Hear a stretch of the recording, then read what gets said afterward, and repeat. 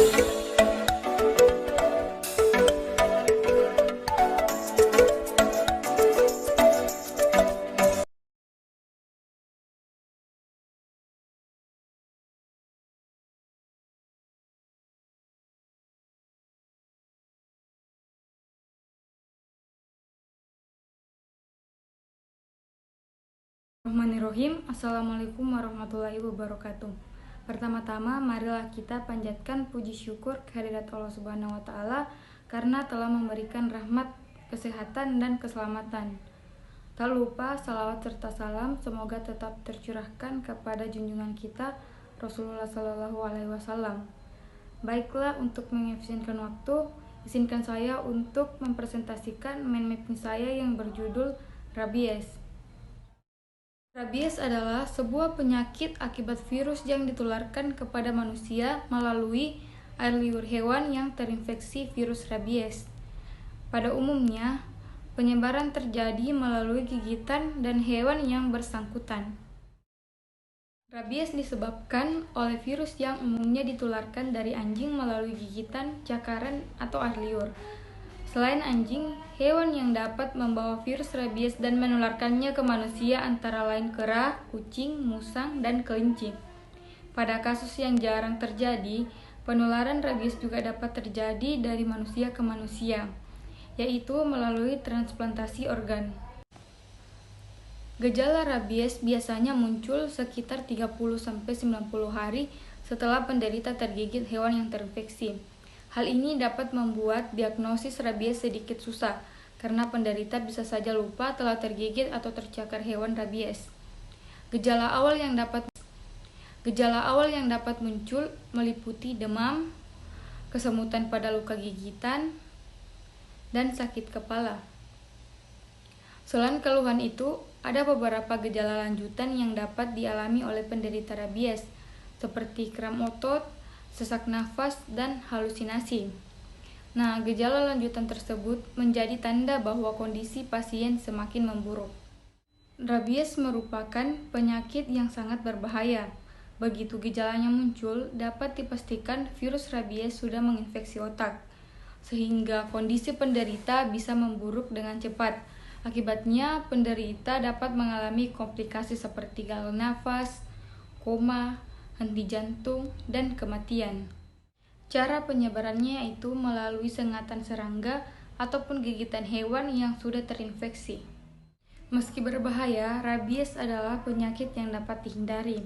Caranya adalah dengan melakukan sejumlah upaya seperti berikut, yaitu melakukan vaksinasi pada hewan peliharaan seperti anjing atau kucing, menjaga hewan peliharaan tetap di dalam kandang dan mengawasinya bila sedang di luar kandang, menutup lubang atau celah rumah yang bisa menjadi sarang hewan liar, menghindari kontak dengan hewan liar atau hewan yang menunjukkan gejala rabies, dan terakhir itu melapor ke lembaga pengendalian hewan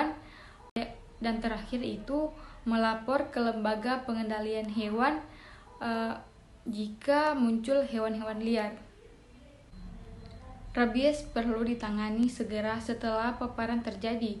Meski gejalanya belum muncul, pengobatan rabies adalah dengan membersihkan luka serta memberikan serum dan vaksin rabies.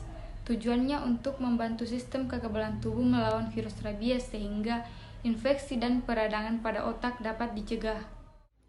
Itulah presentasi dari saya. Selanjutnya saya serahkan kepada teman kelompok saya yang lain, yaitu Cita Kanita.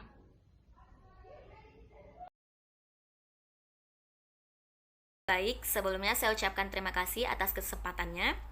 Selanjutnya saya akan melanjutkan presentasi hari ini, yang dimana saya memilih untuk mengambil sebuah penyakit yang bernama konjungtivitis. Nah, jadi sebenarnya apa sih yang dimaksud dengan konjungtivitis ini? Jadi, konjungtivitis ini atau yang biasa disebut juga sebagai pinkea adalah peradangan konjungtiva, yang dimana selaput bening yang menutupi bagian putih mata atau sklera dan bagian dalam kelopak mata. Jadi konjungtivitis ini paling sering menyerang anak-anak. Mengapa? Karena konjungtivitis ini sangat mudah menyebar di tempat sekolah atau tempat penitipan anak. Meskipun sebenarnya konjungtivitis ini jarang berakibat serius, Karena apabila sudah ditemukan dan segera diobati, maka hal itu tidak akan berakibat serius. Tapi bukan berarti dengan jarangnya konjungtivitis ini berakibat serius, bukan berarti kita tidak perlu untuk mengetahui sebenarnya apa sih faktor dari konjungtivitis ini, atau apa gejala dari penyakit konjungtivitis ini. Nah, jadi yang pertama adalah kita harus tahu bahwa faktor dari konjungtivitis yang pertama adalah menggunakan lensa mata. Yang kedua, paparan dari seseorang yang terinfeksi virus atau bakteri konjungtivitis. Yang ketiga, terpaparnya sesuatu yang membuat kita alergi. Nah, kemudian kita juga harus tahu sebenarnya apa penyebab dari konjungtivitis ini. Nah, jadi yang pertama itu penyebabnya infeksi oleh virus atau bakteri. Yang kedua, alergi khusus yang memengaruhi orang yang mengenakan lensa kontak mata. Nah, kemudian yang ketiga, reaksi terhadap obat tetes mata, kemudian jamur, amuba, dan parasit. Nah, selanjutnya adalah kita harus mengetahui apa gejala dari konjungtivitis ini. Nah, jadi sebenarnya gejala dari konjungtivitis ini itu memiliki beragam gejala tergantung dengan jenis dan penyebabnya. Namun, apabila secara umum gejala-gejala konjungtivitis yaitu yang pertama, mata merah di satu atau kedua mata. Kemudian yang kedua, mata juga sering terasa gatal dan seperti ada pasir. Kemudian mata juga dapat mengeluarkan cairan kental yang membentuk kerak pada malam hari, sehingga itu dapat menyulitkan kita membuka mata di pagi harinya. Nah, kemudian dapat juga ditemukan pembesaran kelenjar getah bening. Nah, untuk itu, karena kita sudah mengetahui apa sebenarnya gejala, apa sebenarnya faktor risiko dan penyebab dari konjungtivitis ini, selanjutnya kita harus mengetahui bagaimana sebenarnya pencegahan dari konjungtivitis ini. Nah, jadi pencegahan dari konjungtivitis ini yang pertama adalah kita harus selalu menjaga kebersihan tangan dan tidak menyentuh mata kita pada saat tangan kita kotor. Kemudian yang kedua, kita harus menggunakan handuk bersih setiap harinya tentunya. Kemudian jangan berbagi handuk dengan orang lain, dan kita juga harus sering untuk mengganti sarung bantal. Kemudian membatasi kosmetik mata seperti maskara, dan kita juga jangan berbagi kosmetik mata atau barang perawatan mata pribadi. Baiklah, mungkin itu saja yang dapat saya sampaikan pada kesempatan hari ini. Selanjutnya akan dilanjutkan oleh teman kelompok saya. Terima kasih. Baik, bismillahirrahmanirrahim. Saya Primitasari Hardianti. Saya akan melanjutkan penjelasan mengenai penyakit menular. Penyakit menular yang saya angkat yaitu tuberkulosis atau TBC. Nah, baik, yang pertama yaitu apa sih pengertian dari TBC?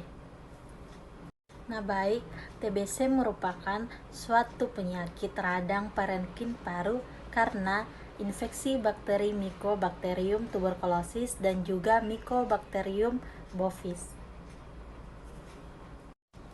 Nah, sesudah kita mengenali apa pengertian dari penyakit menular TBC, tentunya kita juga harus mengetahui apa sih tanda atau gejala dari penyakit TBC atau tuberkulosis. Nah, tanda atau gejala dari penyakit TBC ada beberapa, di antaranya yaitu 1, demam, yang kedua yaitu batuk, ketiga nyeri dada, yang keempat sesak nafas, dan yang selanjutnya yaitu apa sih faktor resiko dari penyakit menular yaitu tuberkulosis. Nah, faktor resiko dari tuberkulosis terbagi menjadi 3. Yang pertama, faktor agen infeksi. Yang kedua, faktor host. Yang ketiga, faktor lingkungan. Nah, faktor host ini terbagi menjadi 4. Yang pertama yaitu umur. Yang kedua, riwayat kontak. Yang ketiga, status gizi. Dan keempat, status imunisasi. Sedangkan faktor lingkungan terbagi menjadi 2, yaitu lingkungan dan rumah. Dan yang kedua adalah lingkungan dan rumah sakit. Nah, faktor lingkungan yang pertama yaitu lingkungan dan rumah. Terdiri dari beberapa. Yang pertama, 1, bahan bangunan bebas dari zat yang membahayakan. Yang kedua, kesehatan rumah memenuhi persyaratan fisik dan biologis. Yang ketiga, pencahayaan minimal 20% luas jendela dan seluruh luas rumah. Yang keempat, kualitas udara yang baik. Yang kelima, standar luas ventilasi minimal 10% dari luas lantai. Yang keenam, tersedianya air yang bersih. Yang ketujuh, pengelolaan limbah cair. Yang kedelapan, kepadatan hunian rumah terpenuhi dengan syarat. Yang kesembilan, kebersihan makanan. Nah, adapun faktor yang kedua yaitu faktor lingkungan dan rumah sakit terbagi menjadi 4. Yang pertama, kelembapan ruang tidak optimal. Yang kedua, luas ventilasi tidak memenuhi syarat. Yang ketiga adalah kepadatan hunian rumah.